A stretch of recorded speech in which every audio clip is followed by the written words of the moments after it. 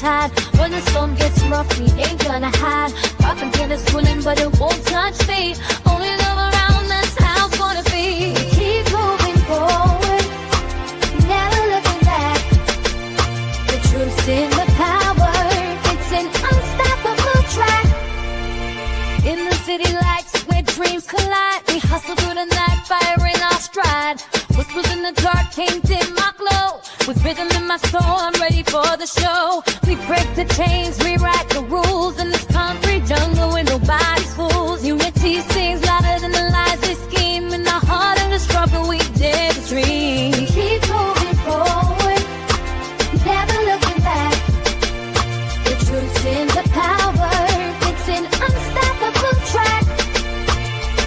Another Queen Ahmadiyyah production. Haze on the corner, they talking real loud. Spreading on light, trying to bring me down. Enemies lurking, but I won't back away. Got a vision in my mind, I'm here to stay. Got my crew beside me, we rise like a tide. When the storm gets rough, we ain't gonna hide. Propaganda swilling, but it won't touch me. Only love around, that's how it's gonna be. Keep moving forward, never looking back. The truth's in the power, it's an unstoppable track. In the city lights where dreams collide, we hustle through the night, fire in our stride. Whispers in the dark can't dim my glow. With rhythm in my soul, I'm ready for the show. We break the chains, rewrite the rules in this concrete jungle where nobody's fools. Unity sings louder than the lies they scheme. In the heart of the struggle, we dare to dream. We keep moving forward, never. All right, hello everyone. Thanks for tuning back in once again to the original Queen Ahmadiyyah Shakur show. I'm your host, Queen Ahmadiyyah Shakur, and this is your Saturday morning wake-up call. So as you're coming in, please feel free to go ahead and subscribe to the channel if you haven't done so already. Be sure to click that notification bell and click the word all so you're notified each time the Queen Goddess goes live.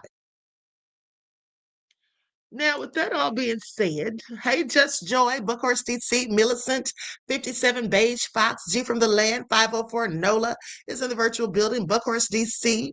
All right, let's get it popping. Okay, Reggie is here, Pretty Wings, Trisha. All right, Emperor Rex, I see you, Desmond, Deronda. Okay, so that all being said, let's have a brief word from my sponsor. Did I say Pretty Wings? Okay, let's have a brief word from my sponsor so we can get started. Hey, Leon, beloved. G from the Land. All right, here we go.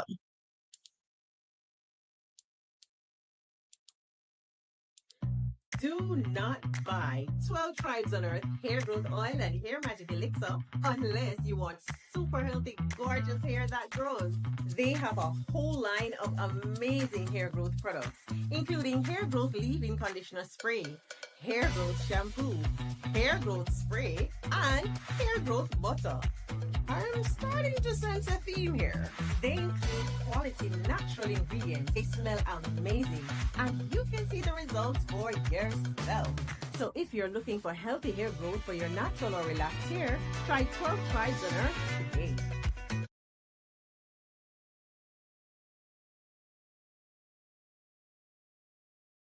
Okay, so with that all been said, don't forget you can purchase 12 Tribes hair oil at Etsy.com. Just look for Lisa Crafts. And you can also find it at Walmart.com. And don't forget that she sells beard oil. Okay, so let's get ready to get into it because, you know, I'm finding out that a whole lot of lies are being told, beloveds. Okay, so last night, I was watching this CNN report where they were talking about all of the damage done to the U.S. bases over in the Middle East and how Trump has not been basically telling the truth, how he's been hiding information. But also, only to find out this morning that, in fact, there is no blockade, okay? There really is no blockade. Like, this is all a farce. I want y'all to pay attention. Okay, these people are just lying about so many things. Now, we're going to get into it. But first, let's talk about this Republican Senate candidate who was found dead some days ago. His name is Barry Christian. Now, I find this all interesting because this is right before primaries. That's him right there.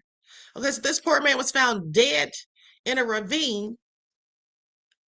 So let's talk about it. Now, he was a Republican candidate for Oklahoma State Senate District 38. Now, he went missing after failing to show up for a scheduled meeting. And then a few days later, he was found dead inside his truck in a remote area near a ravine in western Oklahoma. Now, authorities said that his vehicle was located near the Sandy Sanders Wildlife Management Area, and the case is still under investigation with the exact cause of death not immediately being confirmed. Okay, they're also waiting for the autopsy and toxicology reports to come in. They say he was found inside of his vehicle, and he had been missing for a couple of days, and there was no immediate signs of foul play publicly announced at the time of the discovery. And so, yeah, they're still waiting on the autopsy reports and all of that. Now, officials haven't confirmed the final cause, but cases like this usually focus on a few scenarios, such as an accident. Okay, the vehicle being found in a ravine suggests a possible crash or off-road accident. Rural terrain in that area can be rough, especially at night or on unpaved roads, they say. They say he could have been experiencing a health-related medical emergency, such as a heart attack or stroke, that led to the crash. And then they say foul play is a possibility, though not confirmed. While always considered in unexplained deaths, no strong public evidence has pointed to that so far. Now, investigators typically look for signs like trauma that's inconsistent with a crash or evidence at the scene. Okay, so this is all sounds nefarious to me. And my spidey senses are telling me that it's something more to it than him just having a simple crash. Okay. Now, there's not much news coverage on this. I really haven't seen people talking about it. And the news reports are very brief, like 33 seconds. Okay, I'm going to go to one. It's like a minute and a half, but not a lot of details. It almost seems like mum's the word.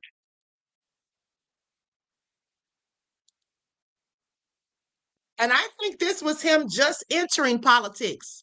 Okay, because prior to that, he was just a regular citizen, if I'm not mistaken. I think he was someone who worked in the drill industry. Okay, so let's go to this report. Likes up, everyone, please don't forget to like and share.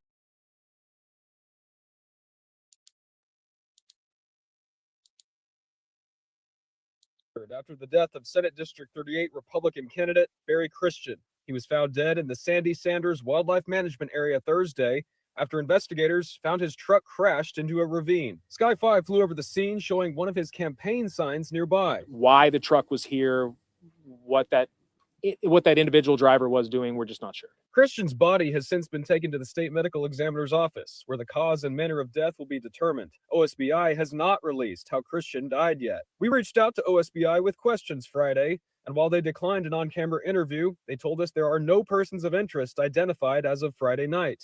They did say Christian was last seen in the town of Sayre on Tuesday, but why he ended up in the wildlife management area off Highway 30 is still under investigation. We even asked OSBI if they could tell us the condition of the vehicle and the damage it sustained.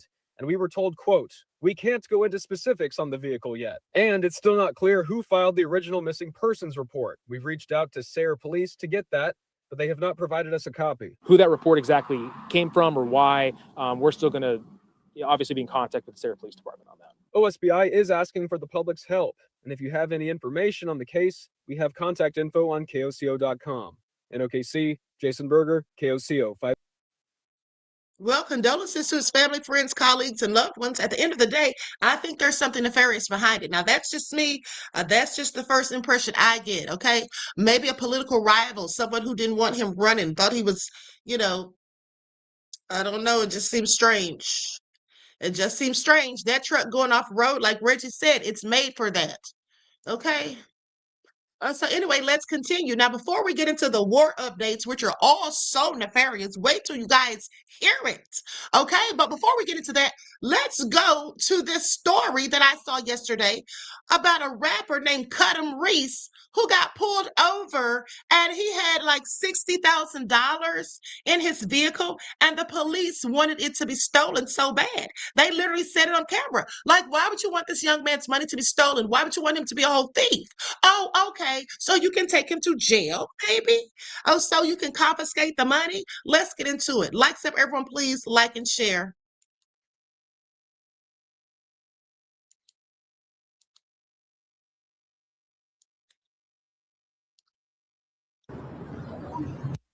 That's insane. I am baffled right now. That's a lot of money. Yeah, it is. I'm just gonna set. No one just drives around with $60,000 in cash. Just hang out in front of the car over there.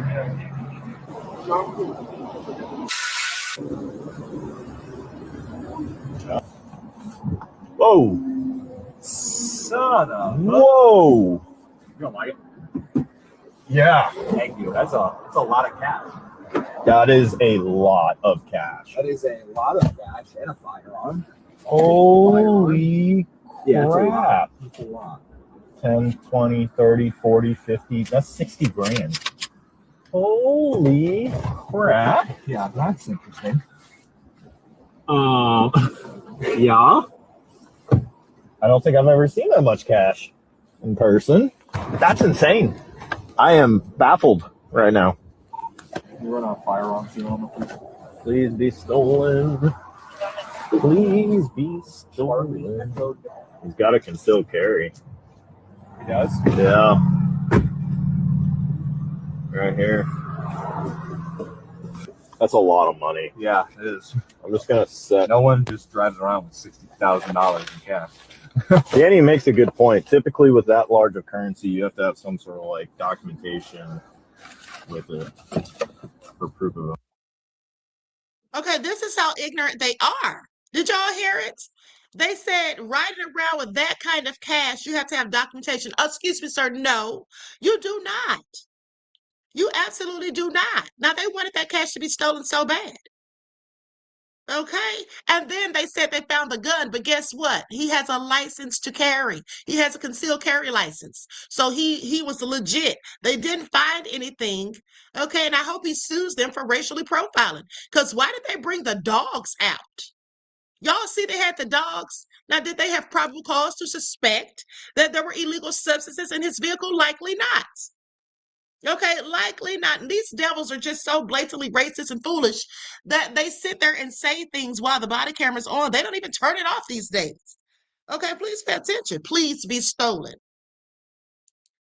Anyway, if you thought that was nefarious, wait till you get a load to this.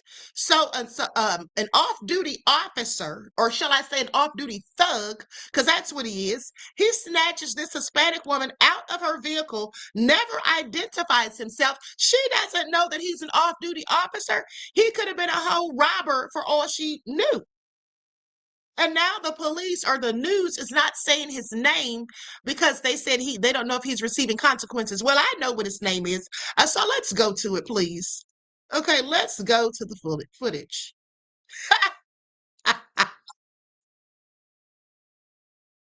Ashkan said, "Tain't right." No, it isn't, Ashkan. It sure isn't. Trisha says, "Leave Black people alone." Exactly. Okay, now let's get into it because this is all so crazy.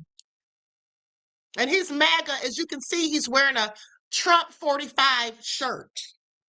Of course. Okay,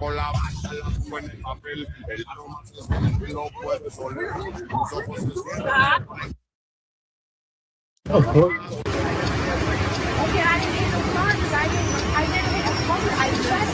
And I said, you checked. I haven't hit the car.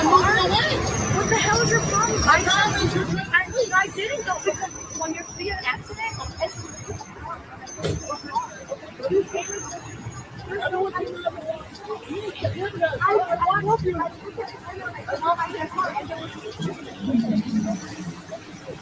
Are you on duty? Are you on duty? She says he never identified himself and had his gun drawn. A driver passing by witnessed the arrest and recorded it on his phone. He sees the off-duty officer from Forest Park pulling 18-year-old Brianna Pantoja out of her vehicle. At first, I thought I was just getting robbed or something like that because I didn't know it was a police officer or anything like that. And all I saw was just a gun pointed at me. She says the officer never identified himself. She says he told her he was stopping her because she'd been involved in a hit and run. In fact, she says her vehicle had spun out on the wet pavement Monday afternoon, but she never hit anything and there was no damage to her vehicle or anybody's property. She says she felt like she was being profiled. He didn't say, "This is the police, get out the car." He didn't show me a badge or anything like that. We're not identifying the officer because we're not told whether he's been disciplined by the Forest Park Police Department. Pantoja was born in Berwyn and says she's grateful passing drivers were looking out for her. She says she's filed a complaint about the officer with the Forest Park Police Department. I just hope that he's out of here and that does not, like, this won't ever happen to someone ever again. We've reached out repeatedly to the Forest Park Police Department for comment. So far, they have not responded. In Forest Park, John Garcia. First of all, he's not supposed to be snatching anyone out of their darn car when he's not even on duty. Who does he think he is? Okay. Now let's get into these. Oh, listen to this. Oh, first That's off, insane. that I am. officer's name. Hold on, I have his name right here. Okay, off-duty police pulls Hispanic woman over driving while wearing a Trump 45 shirt, cut the woman off in traffic with his gun drawn, then pulled her out of the car and handcuffed her. He never identified himself. Cop is so MAGA that his truck has personalized license plate Prez 45. Okay, that's how much of a Trump lover he is. 18-year-old Brianna Pantoja said that she felt like she was being profiled and was not involved in any accident like the cop accused her of. At first, I thought, okay, we already know what she said. Now, goes on to say the officer has been identified as Lieutenant Dan Miller. Now, check this out. He was previously involved in an on-duty shooting of a Hispanic man in 2017, so clearly racist. Okay, clearly racist. That shooting left the unarmed man dead and led to a lawsuit filed by the Gomez family that was settled for $599,000. This current incident occurred in the North Riverside suburb of Chicago, Illinois. Isn't that something? Meanwhile, listen to this. Kevin Roberts, president of the Heritage Foundation, you know, the ones that did Project 2025, he went and got a PhD in African American history and then used it to author Project 2025 and to dismantle civil rights. Now, you have to be a dedicated racist and wanton supremacist to do all of that. Meanwhile, MAGA influencer Craig Long was arrested this week in Florida for his role in an trafficking ring. Okay, another Trumpster. I told y'all every day, every single day, it never fails. I have them to report on. Long, who is a close friend of Donald Trump Jr. and strong supporter of Donald Trump, was caught in a sting operation in Polk County. Okay, thanks to Sheriff Grady Judd. All right, I want y'all to pay attention. All right. So anyway, with that all being said, let's continue. And then that officer saying you have to carry documentation to have that kind of money on you. Yeah, since when? Okay, he clearly doesn't know the law.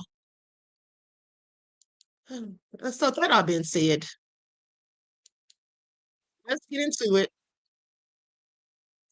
Let's get into it because there's some other news, such as Trump getting mad and throwing a whole hissy fit, and then basically pulling troops out of Germany.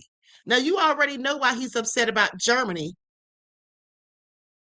Let's get into it. Likes up, everyone. Please don't forget to like and share. Thank you in advance. So Pentagon spokesperson Sean Purnell has confirmed that they have ordered the withdrawal of 5,000 U.S. troops from Germany. Okay, let's get into it. So Purnell says this was a direct order given by Trump amid escalating tensions between he and German Chancellor Friedrich Merz. Okay, please pay attention. Trump is upset because this man criticized the war on Iran and basically said they had no strategy and that the U.S. was being humiliated.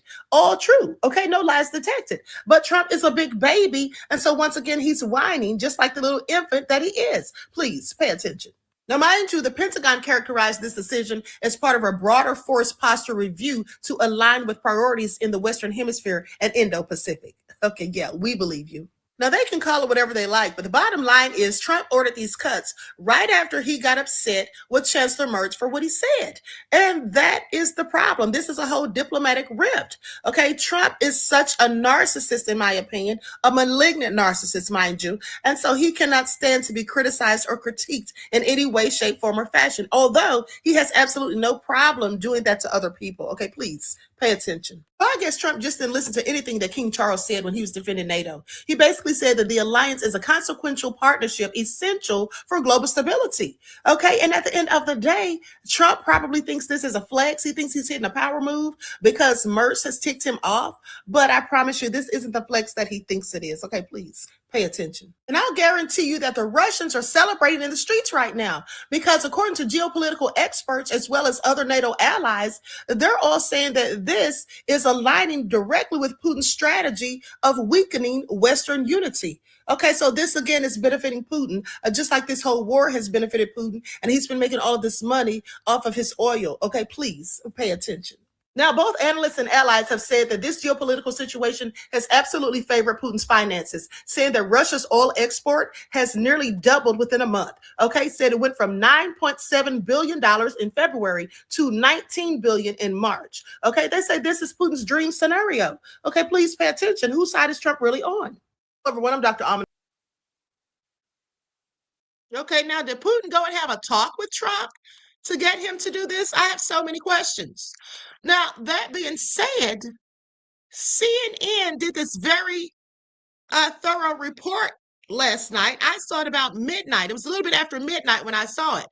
Okay, so they're talking about how, you know, all of this damage has been done to the U.S. bases, and Trump and them have just been lying. Okay, hiding information, not telling the full scale of the damage and all of that.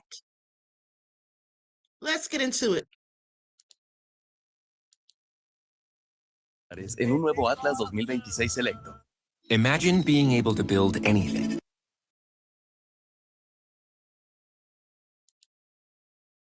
A CNN investigation discovering Iran has caused extensive damage to a majority of the U.S. military sites in the region. Precise Iranian missile and drone strikes, aided by sophisticated Chinese technology, hitting some of America's most crucial military assets in the Middle East. The extent of the damage unknown until now.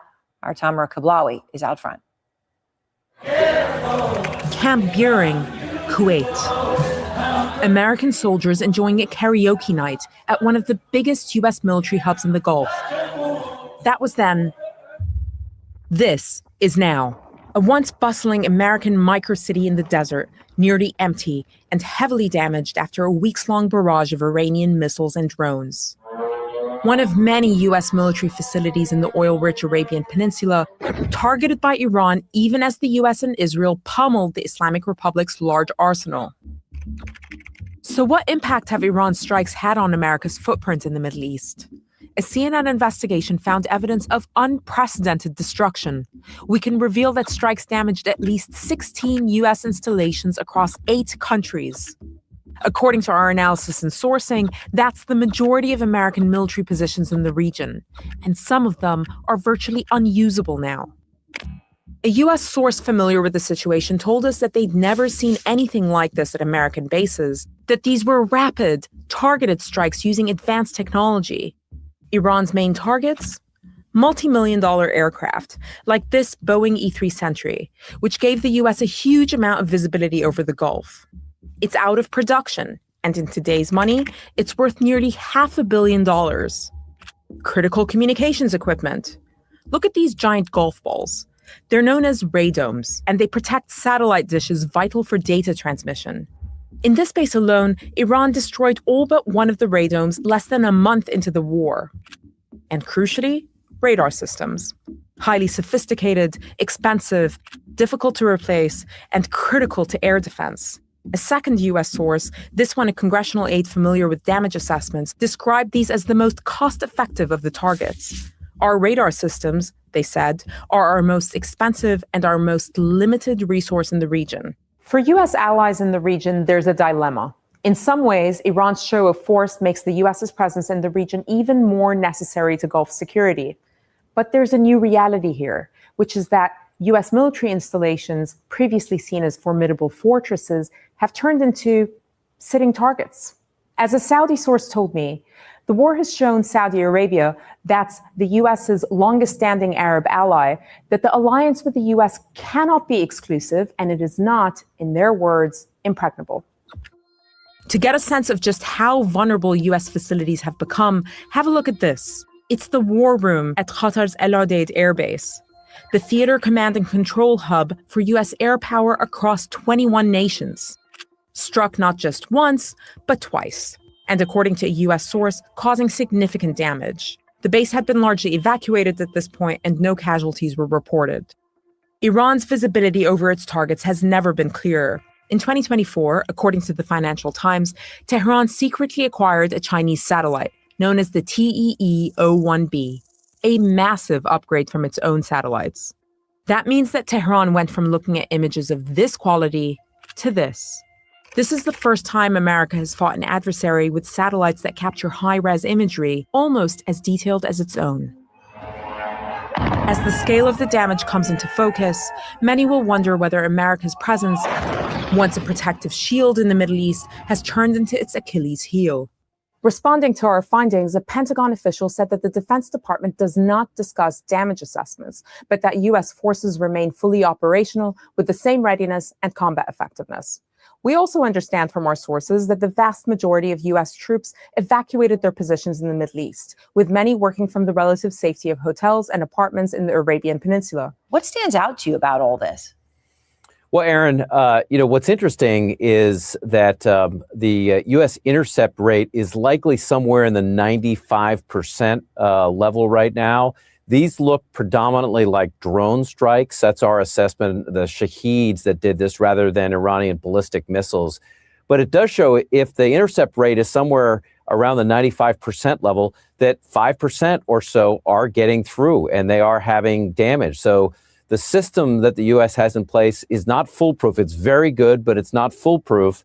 And I would just say, sort of big picture, of your shift to the Indo-Pacific with the PLA, the Chinese People's Liberation Army Rocket Force, U.S. bases across the region, Japan, Philippines, and other places, are going to be at much more severe danger than what we're seeing now in the Middle East.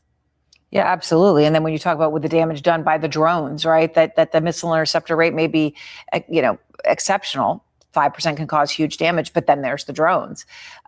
You have done incredible reporting, you and all of CSIS, on the depletion of U.S. Offensive capabilities, missile inventories specifically as well. Trump was asked about that earlier today. Seth, I wanted to play part of what he said. All over the world we have inventory, and we can take that if we need it. But all over the world we have tremendous amounts of inventory, the best. For instance, we're stocked and locked and loaded. Right now, we have more than double what we had when this started. More than double what we had when this started, and tremendous amounts of inventory. I mean, what do you even make of such comments? Obviously false when it comes to things like Tomahawks, but what do you make overall? Well, I think what's important is that not all missiles are created equal. I mean, one of the advantages the U.S. had over time in Iran was that it had air dominance. It could use short-range missiles like Joint Direct Attack Munitions, or JDAMs. The problem that the U.S. has in the Pacific right now is it's going to have to use long-range missiles because the Chinese have such extensive capabilities to hit targets in what we call the first and second island chains, like out to Guam. And there, the U.S. stockpiles of long-range munitions, like Tomahawks, like JASSMs, like long-range anti-ship missiles, LRASMs, they are in very limited supply right now. And the same thing with the interceptors. So what really matters in this discussion is not missiles per se. It's not helpful to talk about missiles in general. It's the missiles you need to deter in specific situations. Which I think is just so crucial, and what you lay out there is so important. And it's important for Americans to understand all of this and the truth. Obviously, what he said there is at best extremely misleading about something so important for national security. He also talked today, Seth, about something about Iran, right? What does Iran really have left? Okay, the military. And he was very specific. Here he is. We get the radical left to say, we're not winning. We're not winning. They don't have any military left. It's unbelievable. It's actually It's actually, I believe it's treasonous. Okay, you want to know the truth? It's treasonous. And he said that Iran they've got nothing left. Okay, you've looked specifically at that, and you found that Iran does still have a lot left when you look at drones, you look at missile launchers. Yeah, Aaron. I mean, look, there's no question, first of all, that Iran has its capabilities across the boards are degraded. The video you showed of U.S. bases, what the extent of the damage in Iran is much more significant than what U.S. bases have received. Nevertheless, despite that damage, the Iranians have hid stuff underground. So they still have 40% or so, our assessment, of their drone capabilities left, and then maybe 60% or so of their missile launchers. So they do still have the capability to fire missiles and drones, and that makes them still a dangerous adversary. And as you just noted in your reporting, they're getting help from the Chinese, and I would add the Russians as well. All right. Seth Jones, thank you very much. I appreciate it. Thanks. Never sue the other driver after a car accident. There's a better way to get paid a way bigger check without having to go to court or pay expensive upfront legal fees.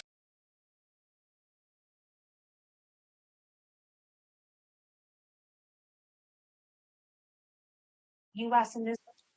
Okay, beloveds. Hold on. Okay, now, with that all being said, so they're hiding all of this stuff. Kex, Brett, and Trump are just liars who lie. Talking about they've obliterated their Navy, their Air Force is gone. I mean, they can't do any airstrikes and all of that. And now to only find out that not only are they lying about that, minimizing the damage, but lying about the blockade. So you all listen to this. The blockade is not blocking. Okay, the blockade is not blocking. Okay, so according to sources, which I'll go to in a momentarily, on a given day, the best they've been doing is blocking about 10% of the traffic. But on most days, it's only 3%. And then they say the Navy, the U.S. Navy, is 200 miles offshore, making sure they don't get too close because Iran has these anti-ship missiles. And of course, they don't want to get hit with those. Meanwhile, Iran is staying within the 12-mile limits. Okay, and the oil is still moving. It's been moving and never stopped moving.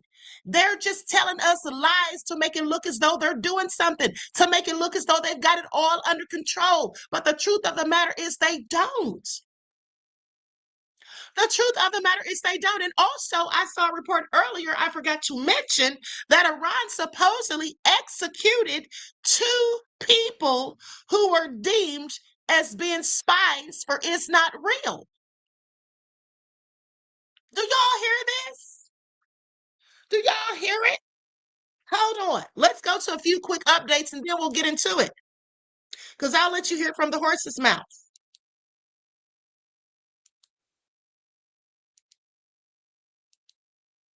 This is all crazy. Pensilola said diabolical demon liars. Exactly.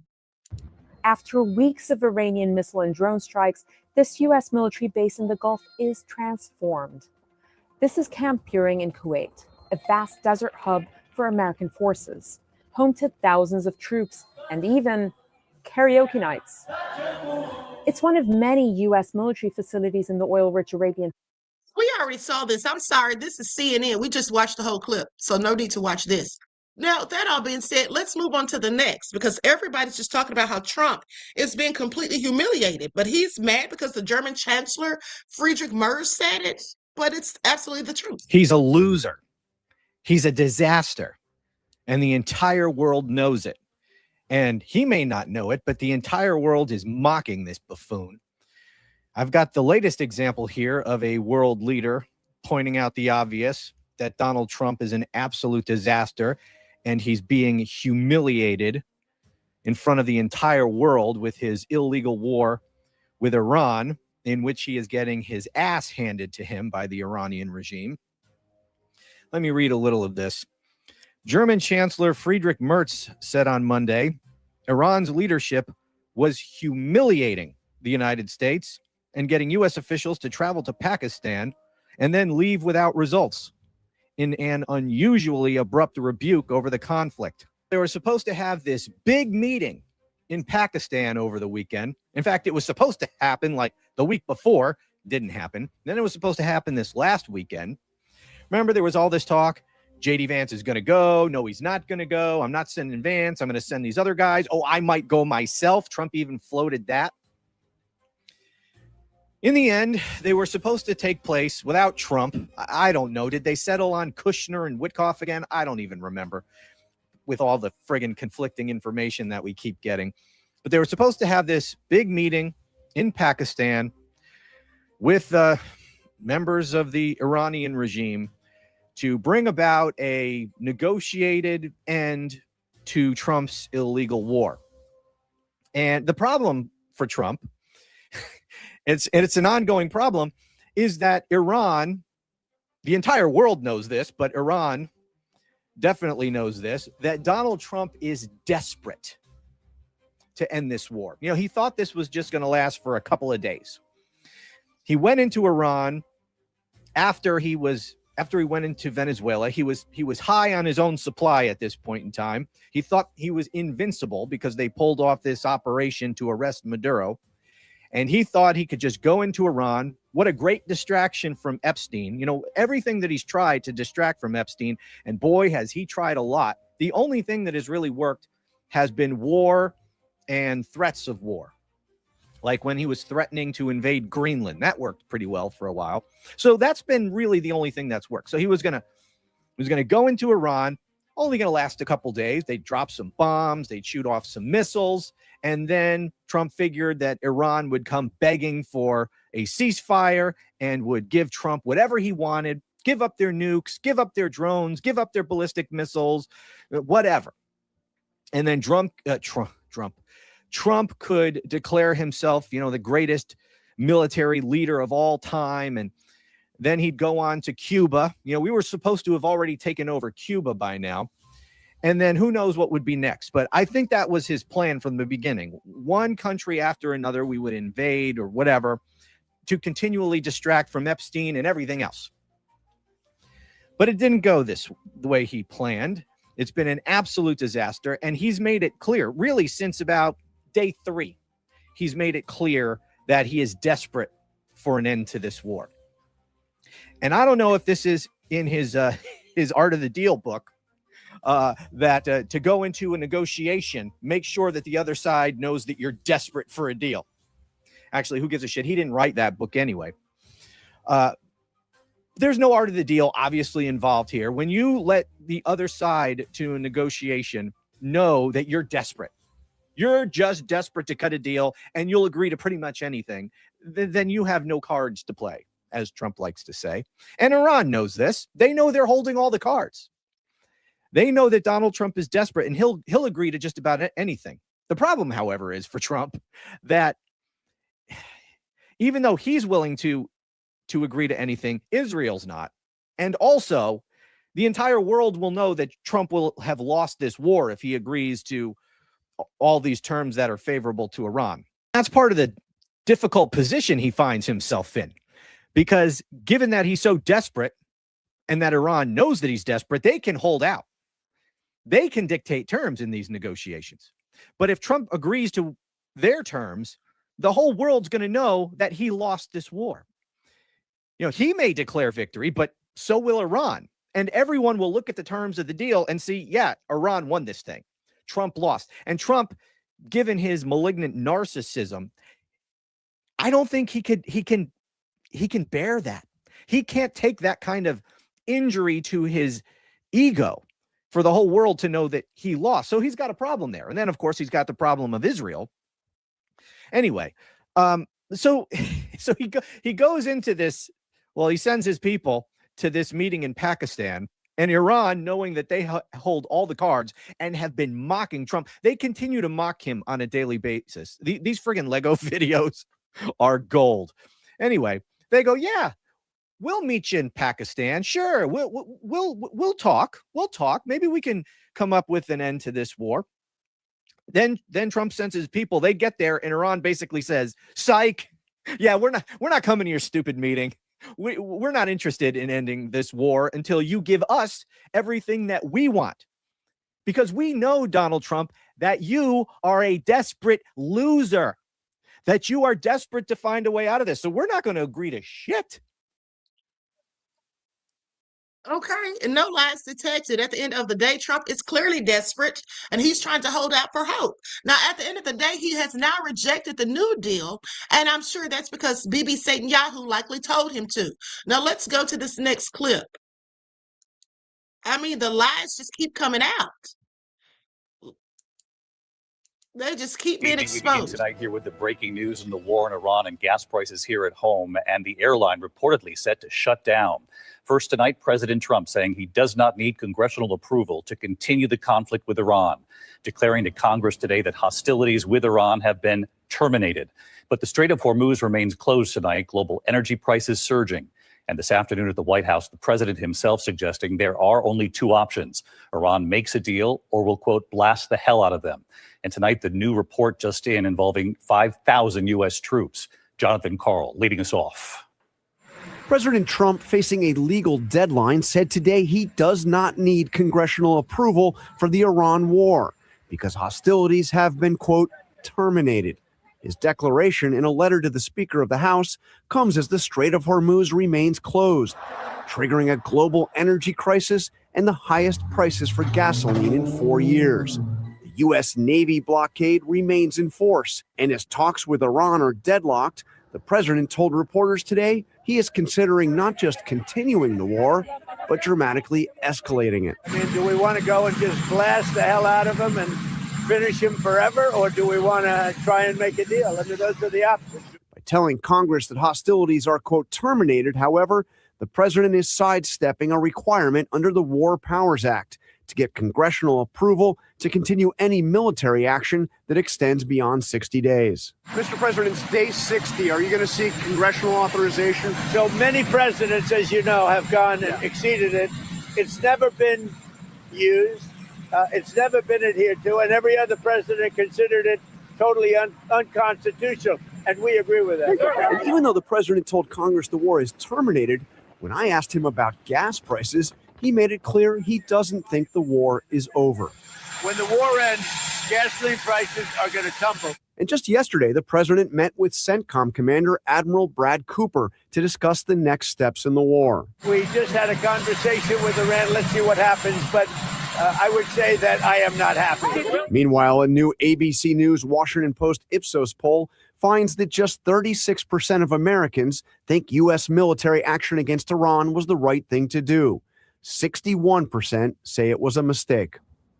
And David, a major development just moments ago, the Associated Press reporting that the United States plans to withdraw 5,000 troops from Germany over the next 6 to 12 months. This an apparent blow to NATO and a reflection of President Trump's unhappiness with our European. Okay, absolutely nefarious. All right, now here's a report from Al Jazeera from about 30 minutes ago.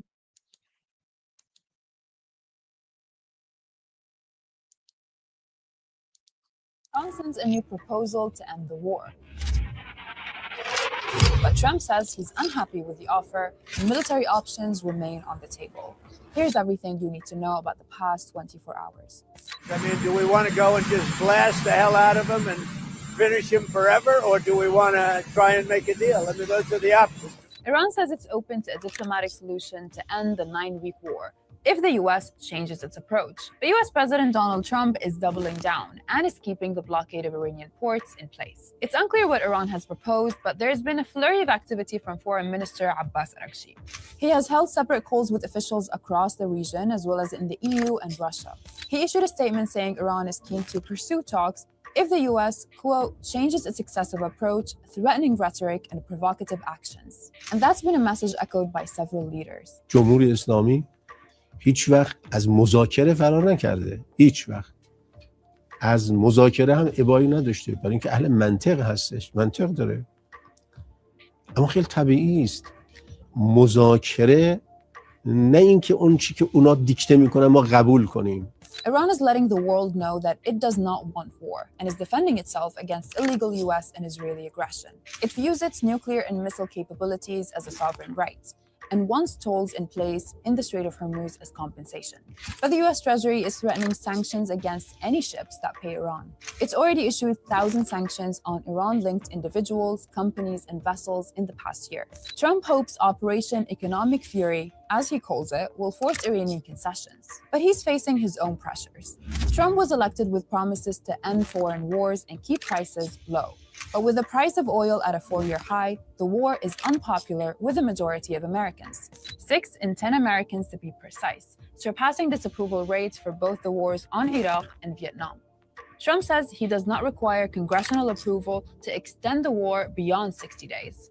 The White House is insisting the ceasefire means the war is officially terminated. International pressure to find a lasting solution is building. China is assuming the UN presidency this month and says opening the Strait of Hormuz is among its highest priorities. Ahead of a visit by President Trump to Beijing in 2 weeks' time, China's ambassador urged an end to the war. The root cause of this situation is the illegitimate war by the US and Israel against Iran. This war has wrought tremendous sufferings in Iran for the Iranian people and the neighboring countries. And its ramification runs far and wide. For now, the region is on edge. The Gulf is calling for a peaceful solution, but is also boosting its military supplies. The U.S. State Department has signed off on $8.6 billion in sale to Israel, Qatar, Kuwait, and the UAE. And tensions are now rising between the U.S. and its European allies. Donald Trump is ramping up pressure on the EU, threatening to increase auto tariffs by 25%, a move that has already triggered backlash in Brussels. At the same time, he's pulling back militarily, announcing plans to withdraw 5,000 US troops from Germany. This comes after German Chancellor Friedrich Merz said Iran humiliated the US, with Trump hitting back saying Merz doesn't know what he's talking about. It's part of a broader rift, with Trump increasingly frustrated by how the EU handled the war on Iran. As for Lebanon, there are about 2 weeks left of the extended ceasefire with Israel. Yet, attacks are escalating. Israeli strikes killed another 12 people, including a child in southern Lebanon. Lebanon's health ministry says the strikes have killed more than 2,600 people since March. More than 1.3 million people have been forcibly displaced. All right. More children dying in Lebanon, unfortunately. Okay, prayers for Lebanon. This is absolutely egregious. Now, 2 Indian seafarers who were on board, crew on first ship attacked in Iran war, says they've not been paid. Let's get into it. Pensacola says we're going to be a third world country. People wake up. You know, that's exactly what I was talking about last night. That's exactly where it looks like it's going. First commercial ship attacked in the conflict. Skylight was anchored a few nautical miles near the Strait of Hormuz. There were 2 missile attacks, and the first one forced the ship to change position, while the second one hit just below that. Abdur had just finished the night shift and was in his quarters.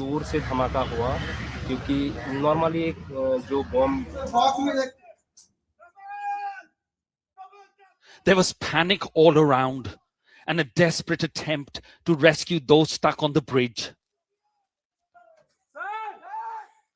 There were 10 Indians and 12 Iranians on the ship. Calls to the captain went unanswered. He and another sailor are reported to have died in the attack. Abdur and the crew moved to the other end of the ship for safety. 23-year-old Bikram says we all ran forward. Situation देख रहे क्या हुआ फिर एक-एक करके वो diesel tank blast हो रहा है हां शिप तरफ पीछे की तरफ लिस्ट भी हो रहा था हां हम लोग भी उस टाइम पैनिक हो गए जो क्या करूं फिर दूर से देखा एक नेवी का ओमान का नेवी का बोट या आर्मी का कुछ बोट आ रहा है स्पीड बोट तो वो भी दूर से देख रहा था हमको कम 5 से 10 मिनट तक देख रहा है जो मतलब वो भी डाउट में है हम लोग का जो ऑयल टैंकर था तो अभी फुल है कि एम्प्टी है उसको भी समझ में नहीं आ रहा है उस time The aftermath shows the scale of the attack. gaping holes on the side of the ship. Their visit a day later shows the destruction of the bridge and the quarters where the crew lived, all singed to ashes. This was my room. All's been destroyed, he says. It's almost 2 months. They're still waiting for compensation and seek help from a seafarers union in Kolkata. Government should give the compensation. Why only the companies? So we are fighting for that, and for this they will not get the justice. We will go to the court also. We'll fight in the court also. It's been a lucky escape for Abdur and Bikram. But there are still thousands of seamen stranded in the Persian Gulf as the blockade of the Strait of Hormuz is in place and much uncertainty. हाँ हम लोग को second life मिला. Absolutely nefarious. They need to pay those people their money, and they barely escaped with their lives. Okay, so now let's go to this video where Lawrence Wilkerson is talking about, and this is, mind you, this man is the former chief of staff to Secretary of State Colin Powell and one of America's most respected military strategists. Okay, he reveals what the mainstream media won't tell you about Iran's latest move and what it means for U.S. policy, U.S. foreign policy, and why this could trigger the most dangerous conflict the world has seen in decades. Let's get into it. It's all nefarious. Okay, lies are being told. Okay, just so many lies are being told at the end of the day. With that all being said, here we go. Let me get my overlay ready.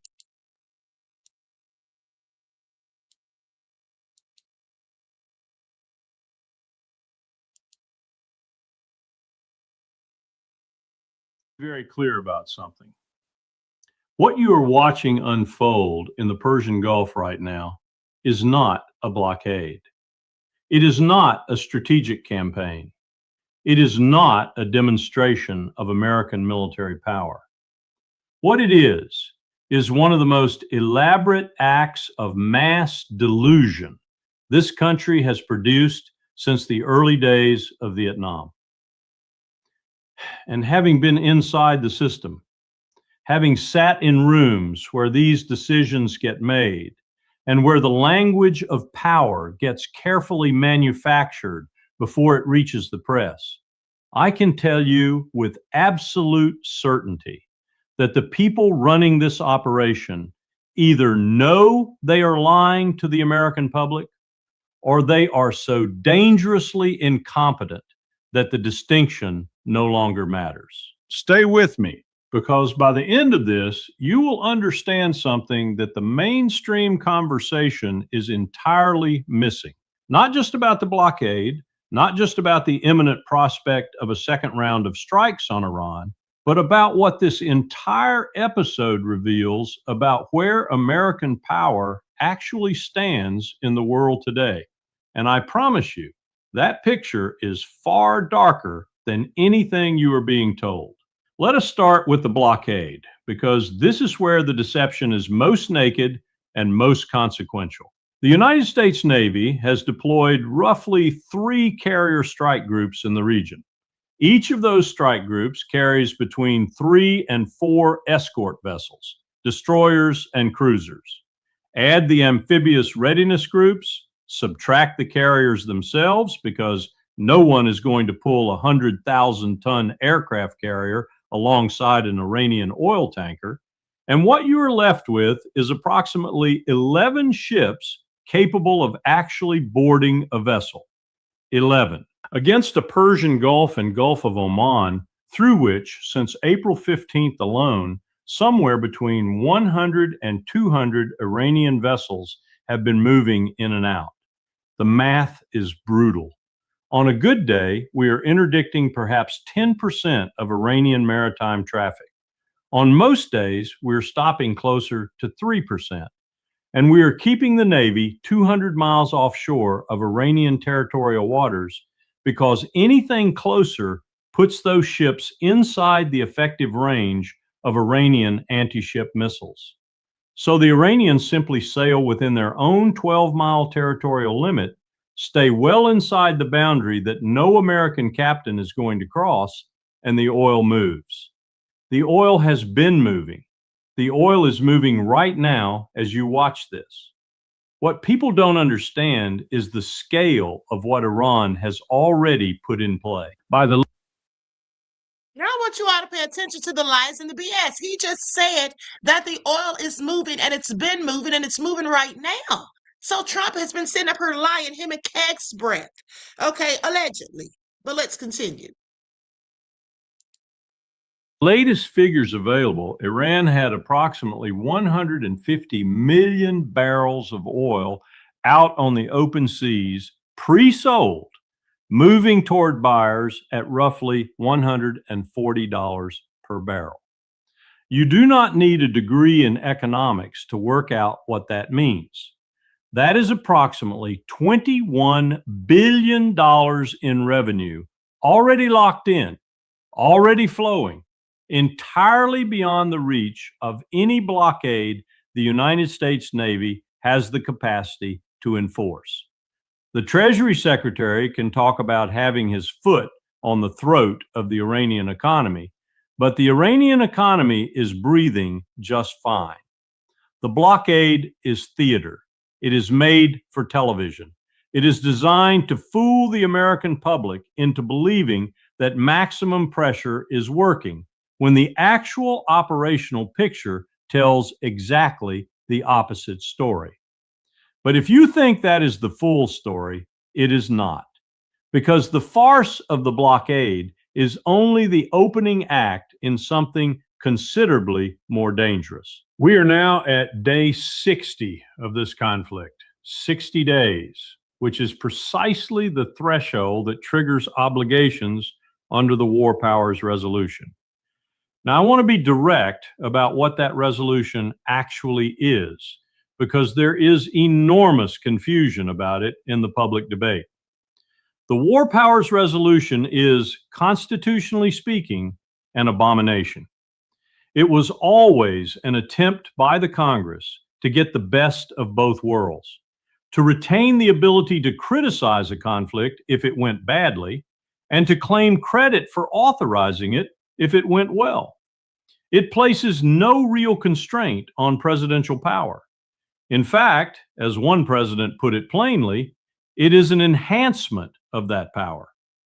Every administration I was ever part of or close to understood that the reporting requirements under the resolution were not binding in any meaningful sense. Presidents lie through their teeth about them. They reset the clock. They declare a pause. They announce the conflict has concluded, wait 48 hours, and begin again. That is precisely what the current administration is contemplating right now. And what comes next is where things take a serious turn.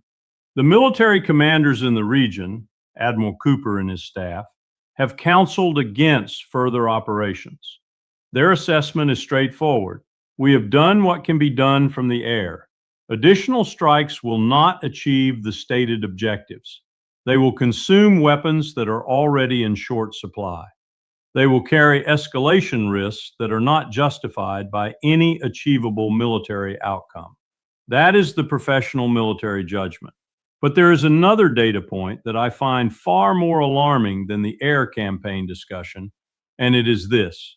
The movement of special operations forces into the region has accelerated significantly. Not only SEAL Team 6, but conventional SEAL units and elements of Delta Force, units that are not traditionally part of special operations contingency planning for this theater. There are also reports of serious planning for ground operations targeting nuclear material. When you load a gun at that level, the institutional momentum toward pulling the trigger becomes very difficult to reverse. The gun is loaded. The question is whether anyone in a position of authority has the strategic clarity to set it back down. Most people stop here and assume the military will find a way to slow roll the order, to delay, to run out the clock. And that's exactly why they miss what I'm about to explain next. The President of the United States has already demonstrated on February 28th that he is willing to override the unanimous counsel of his senior advisors. The decision to launch the original strikes was opposed by the majority of people in that room. He ignored them. There is no reason, none, to believe that dynamic has changed. And now, with a phone call from Vladimir Putin having been initiated by the Russian side, which is itself an extraordinary signal of how seriously Moscow is treating this moment, the warning delivered was unambiguous. Keep your forces away from Iran. Russia has positioned itself fully behind Tehran. That message was delivered. Whether it was received in any meaningful operational sense is another question entirely. What I know from having worked inside the structure that produces these decisions is that the warning from Moscow is being filtered through an ideological lens that treats Russian statements as inherently bluff-oriented and inherently deniable. That is an extraordinarily dangerous cognitive framework to bring to a moment like this one. Putin does not initiate phone calls at the presidential level without careful calculation. The fact that this was only the second time he has done so in this relationship should tell you something about how the Kremlin reads the current trajectory. They are not bluffing. They are establishing a position on the record before an escalation they believe is coming, so that when it comes, they can respond with a documented predicate. That is how great powers behave when they are serious. Stay with me, because this next part changes everything. The administration has been operating on the assumption, an assumption that I believe traces directly to Israeli intelligence passed through liaison channels, that Iranian leadership is in disarray, that the strikes have paralyzed the decision-making structure in Tehran. Now listen to this part, beloveds. Listen to this part, because remember, Trump has been consistently telling us that they have no leadership. They don't know who their leadership is. Their leadership is fragmented and all of this, and acting like they don't know what to do because nobody's in charge. Now listen to what he says about that. Pensilola says, 60 days, future glory of Zion. All praises be to the Most High. Okay? The Most High Yah. Thank you, beloved. Thank you for your contribution to the channel and your insight into the topic. I appreciate you. Peace, love, and blessings. Okay, so let's continue. That the regime is internally fragmented and on the verge of collapse. I have looked carefully at the actual composition of the current Iranian leadership, and what I found should terrify anyone who has internalized that assumption. President Pezeshkian, Foreign Minister Arachi, the relevant IRGC commanders, the supreme leaders' inner circle, virtually all of them are products of the Iran-Iraq war.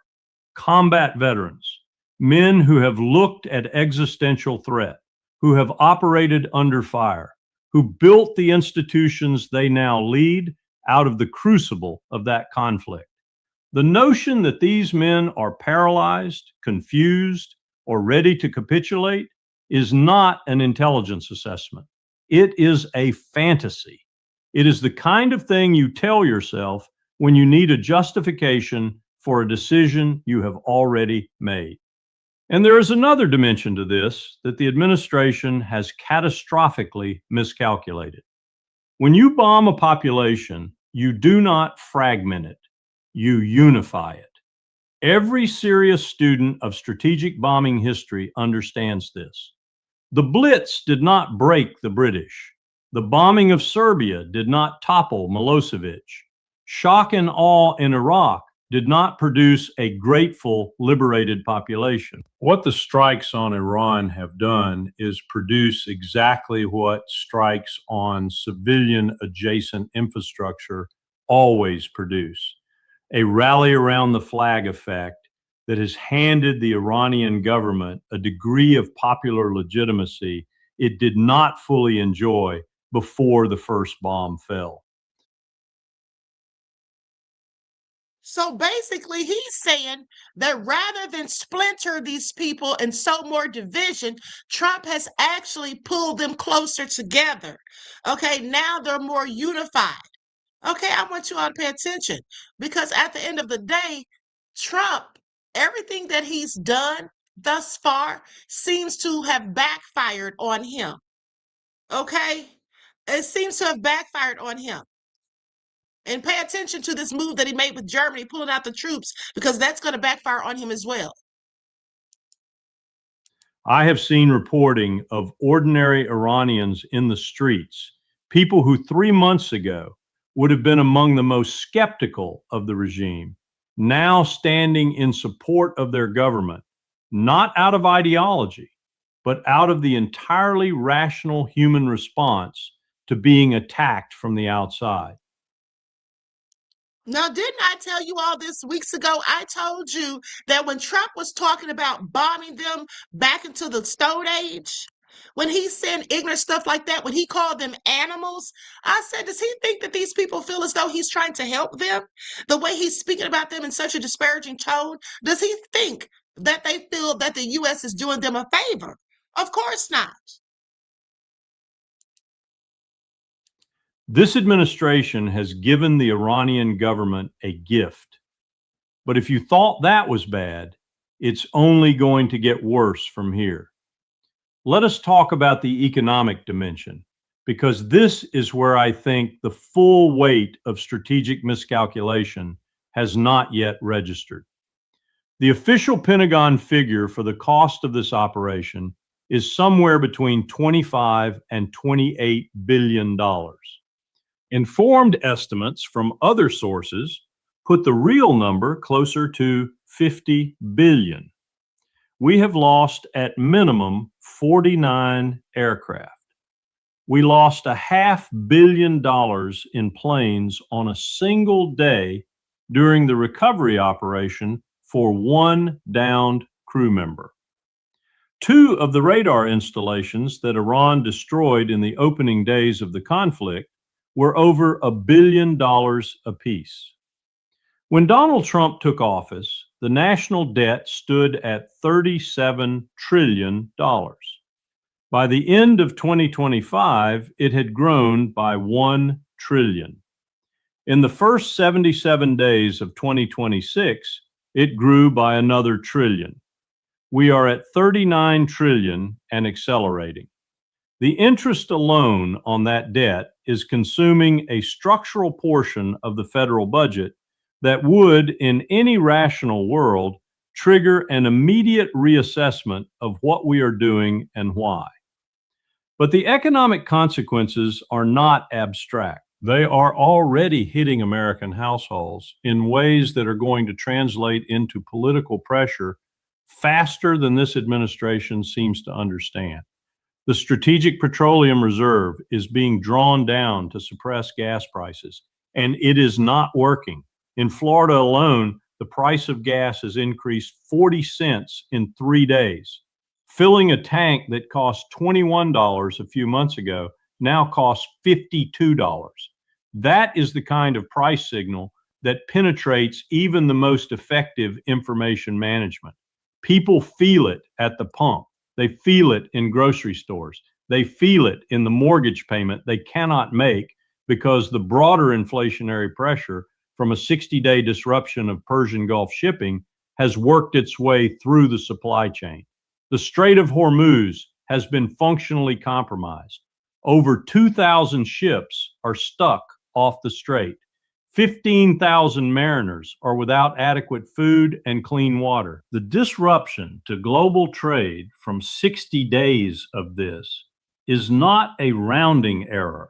It is a structural shock. And what comes next is where things take a very serious turn. If Iran chooses to escalate to a second tier of targets, the oil infrastructure, the regional energy corridors, the choke points, through which a meaningful fraction of global petroleum supply moves. We're not talking about a recession. We're talking about a global depression. Let me be precise about that word because I do not use it casually. A depression, not in the United States alone, globally, including in the countries that are currently watching this unfold with varying degrees of detachment, telling themselves it is a regional conflict that they can manage around. They cannot.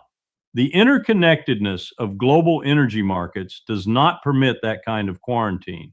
If the strait goes, the global economy follows. This is where I want to be absolutely direct. The United States cannot win this war. I do not mean that in a political sense. I mean it in a purely military sense. If you took every war plan currently on the shelf at the Pentagon, every contingency plan for every possible conflict scenario, and you executed all of them simultaneously against Iran, with the full weight of American military power behind them, you could not compel the outcome this administration has apparently convinced itself is achievable. Iran is not a small country. Iran is 2.5 times the size of Texas. It has strategic depth, a population with demonstrated willingness to absorb costs, and a missile arsenal that can reach every American installation in the region. The Strait of Hormuz is and will remain within effective Iranian control, regardless of what happens in the air over the next several weeks. That is geography. That is physics. No amount of political will changes it. Part 1, 10,000 characters. Let me be very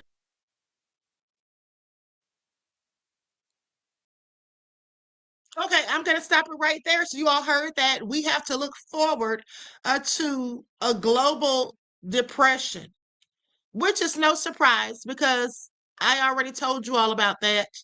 Okay, this is all crazy. So, it is what it is. Trump's been sitting here telling all these lies. Now we find out that blockade that they think is going to be or they have been trying to tell us is so effective. It's not even working. The ships are still going through. The oil is still being moved. It's never stopped. This is all a ruse. Just another ruse. Okay? Now, with that all being said, let's talk about 50 Cent for a second.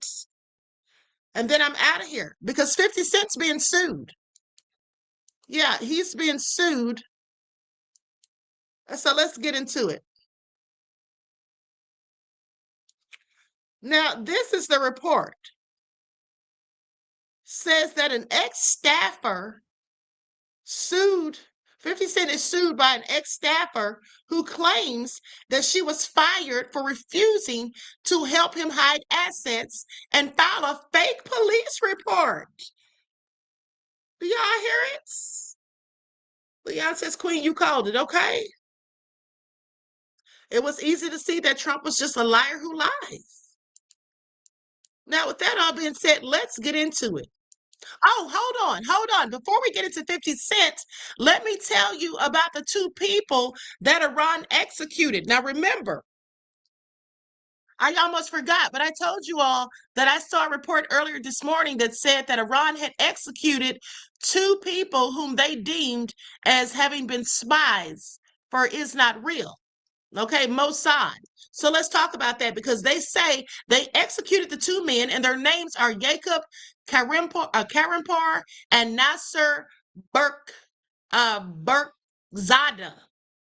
Now, after they were convicted of spying for Is Not Real's Mossad intelligence agency, the 2 men were hanged. Do y'all hear this? Iran's not playing any games. Says they were hanged following a Supreme Court ruling with allegations they passed sensitive information regarding Iran's nuclear and military sites to Is Not Real intelligence. I find this all interesting. So they said they were both accused, Jacob Karimpar and Nasser Berkzada.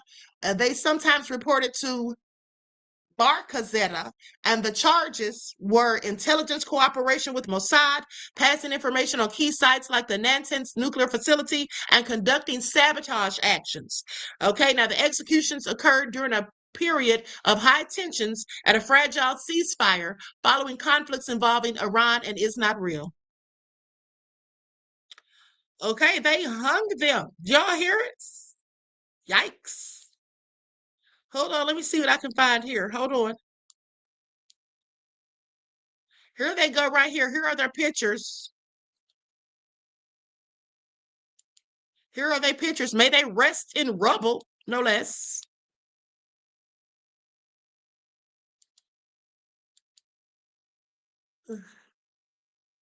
There they go. And now in the spiritual realm, and by that I don't mean heaven. They're probably down there with Baal. Okay.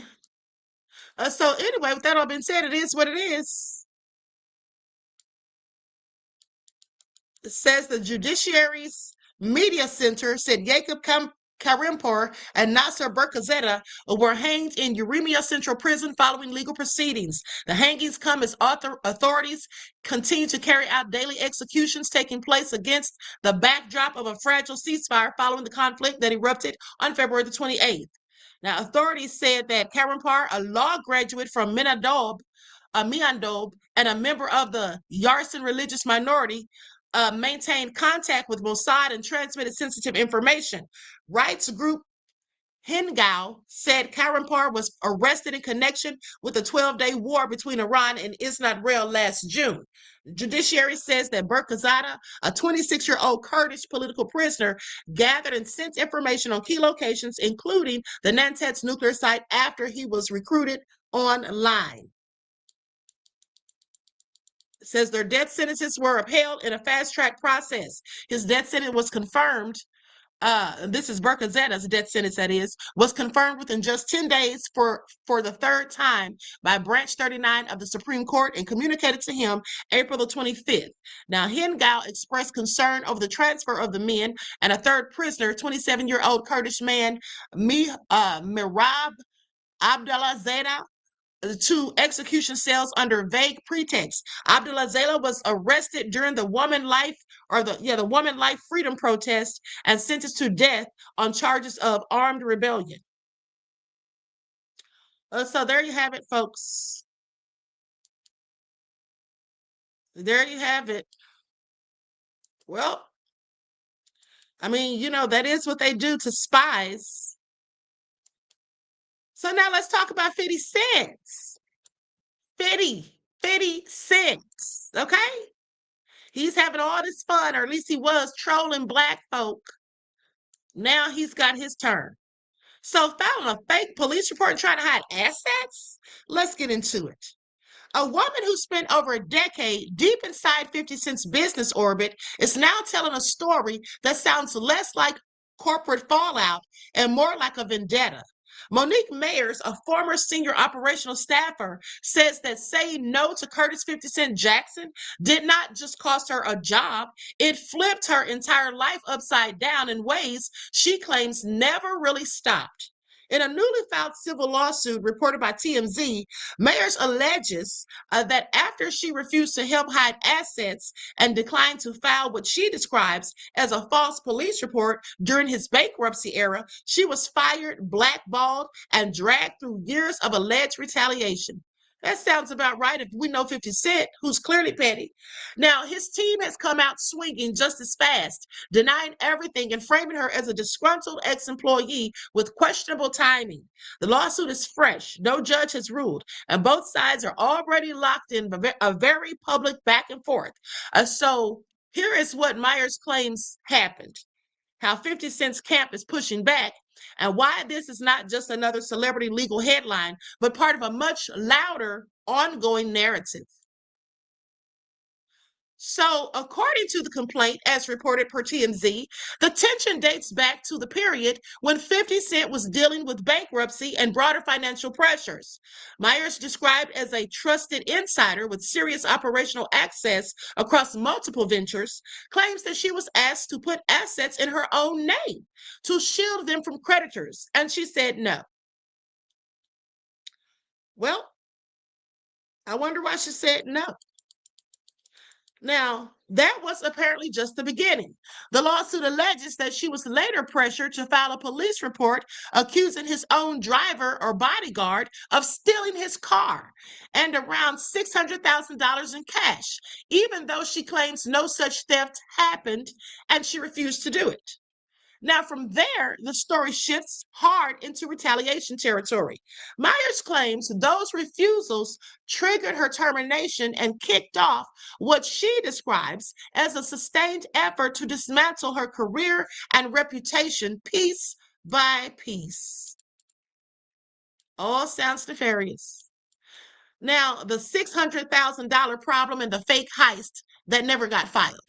Let's sit with that alleged police report request for a second, because it is not your typical workplace disagreement. According to the filing, 50 Cent wanted Myers to go to the authorities and claim that someone on his own payroll had stolen his car and $600,000 in cash. That was not a small ask.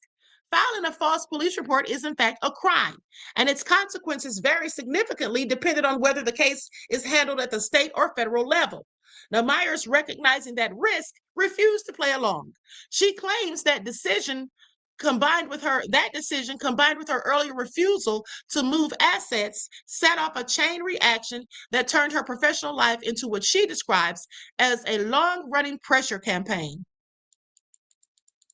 Now, the lawsuit details alleged threatening phone calls, intimidating messages, and ongoing efforts to damage her standing in the industry.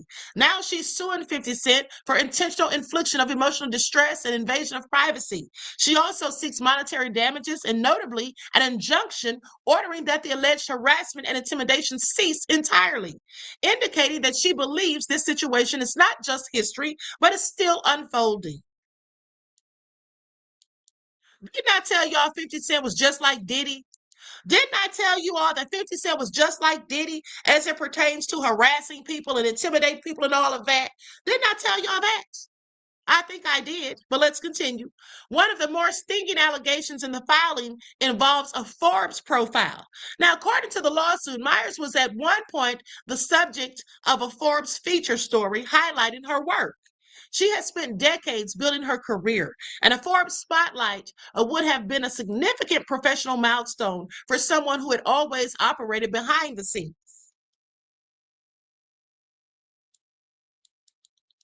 However, she alleges that 50 Cent interfered with that feature and forced Forbes to retract it entirely.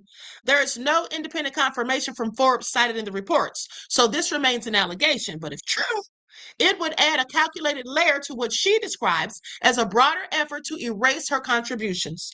The lawsuit frames her journey as a sharp and painful pivot from being an insider celebrated to being an employee publicly discredited. Now she's fighting back, not just for compensation, but to challenge what she says is a narrative that has followed her for years. Now, mind you, 50 Cent says this is not true, and he says she's a disgruntled employee or former employee. He also said something that I find interesting. He said it's the timing. It's the timing. What time is it, 50 Cent? What else is going on? Because for him to say it's the timing of it, that lets me know that something else is operating or something else is going down. I'm going to try to figure out what it all is. Now, 50 Cent's representatives have not taken a quiet approach here. In a detailed response reported by XXL magazine, his team categorically and strenuously denies the allegations and paints Myers as a disgruntled former employee who was terminated for cause over 5 years ago. They are also leaning heavily on timing. The statement quoted in coverage, frames the lawsuit as nothing more than a transparent attempt to use the guise of legal proceeding to seek an unjustified payday well outside of the applicable the applicable statute of limitations. Now, in other words, his team is not just saying the allegations are false. They're arguing that even if a court wanted to examine them, the window to do so is closed. There is also a strategic flip in their response. Now, according to their statement, when the alleged threat surfaced, his legal counsel encouraged Myers to report the claims to the authorities and even reported them themselves, positioning his side as proactive rather than evasive. No court has weighed in yet, so thus far, it's all claims and just counterclaims. Now, what makes this case hit differently is the backdrop it lands on. In case you didn't know, this new filing joins a longer list of allegations and legal disputes that have followed 50 Cent over the years, creating patterns that observers, including Myers' lawyers, are already connecting the dots around. Now, earlier this month, his former partner, Shaniqua Tompkins, filed court documents accusing him of assault, alleging that he choked her to force her to sign away the life rights to her story. In those same filings, Tompkins alleged abuse during her pregnancy even. Those allegations have not been adjudicated, but they add to the growing list of disputes attached to his name. Now, looking further back, there were domestic violence charges in 2013, which he pleaded not guilty to. And in 2024, a woman named Daphne Joy accused him of rape and abuse, which he denied before filing a defamation lawsuit in response. Now we have different cases and different stages, but together they create a very loud context for Myers' claims. At its core, Monique Myers' case puts front and center. What it puts front and center is a question that cuts across industries. What happens to the people who hold the keys to the powerful person's empire when they refuse to cross a line? Now, the music and entertainment business are built on loyalty, silence, access, and operational staff who rarely appear in the glossy coverage, but keep the machine running. When those relationships go wrong, the people with the most to lose are usually not the ones with the name on the album. Now, Myers is not alleging romantic disputes or a contract squabble. She's alleging that she was asked to do things she believed were illegal and then refused to do so and has been dealing with the fallout ever since. Whether or not the court ultimately agrees with her account, the fact that she is seeking an injunction rather than just a settlement check suggests this is about something beyond money. It is about reputation, survival, and reclaiming a story she says was taken from her. And in an era where the entertainment industry is under a sustained and growing spotlight for how it treats the people behind the scenes, that is a very public kind of fight to pick. And yet she picked it. All right, do y'all hear that? Above on the drama said, didn't have anything to do with baby oil. All right, interesting. Shaniqua and Marquis' mother, they're trying to drown her out. This is all going to get very interesting, in my opinion. I absolutely think so. Now, with that all being said, that's the latest on 50 Cent. So he has 2 lawsuits thus far. But he's also producing right now. 50 Cent's working, aside from trolling Young Buck, he's actually working to produce a scripted show about the Gilgo Beach killer, Rex Hurman. And if you all remember, I reported on that. That was a juicy story. Okay, that was a juicy story. That serial killer. Yeah. So anyway, they said 50 Cent's accused of using fear and humiliation. All right. So anyway, that's the news for now, beloveds. I'm about to conclude the broadcast. Listen, I want to thank you all for tuning in. I hope you all enjoy the rest of this beautiful day. Enjoy your strong end, not the weekend, leaving you in a weakened state of mind. Okay, I may be back later. I'm not sure, but if I do, it'll likely be around 7 or 7:30. So with that all being said, each one teach one. That's how we grow and thrive. Do something productive, constructive, but never destructive. And always remember, beloveds, to keep the Most High first in your lives. Until next time, peace.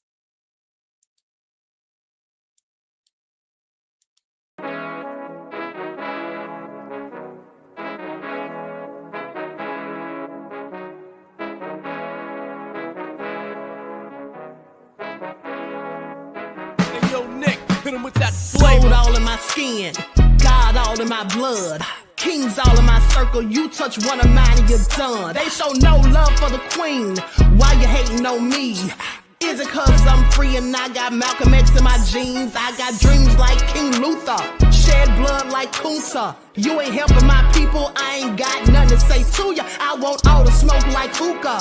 Talking reparations, America won't be great until they give us compensation. I'm like, I'm the hottest right now. See a bunch of lames out here trying to jock on my style. They be doing too much. I'm the queen, it's too easy. It's like they all at Popeyes, how they be talking so greasy. I just sit back and laugh while these haters get madder. So nefarious how they don't want my pockets with cheddar. I tell them they can do better. These snakes in the grass can leave a bite on your ass, cause y'all be trusting too fast. I got my foot on the gas, other one on they necks. Dropping receipts on haters, you better show some respect. I'm never facing regrets, we only facing the threats. Running through every challenge like a relay, break no sweat. It's a cold game, so I got that blanket with me. Now that my people awaken, ain't no going to sleep. I do not play by my piece, this time I'm playing for keeps. You talking slick, but when I see you like them ends, we gon' meet. And I got gold all in my skin, God all in my blood. Kings all in my circle, you touch one of mine and you done. They show no love for the queen, why they hating on me?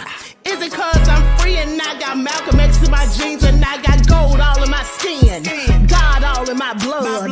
Kings all in my circle, you touch one of mine and you done.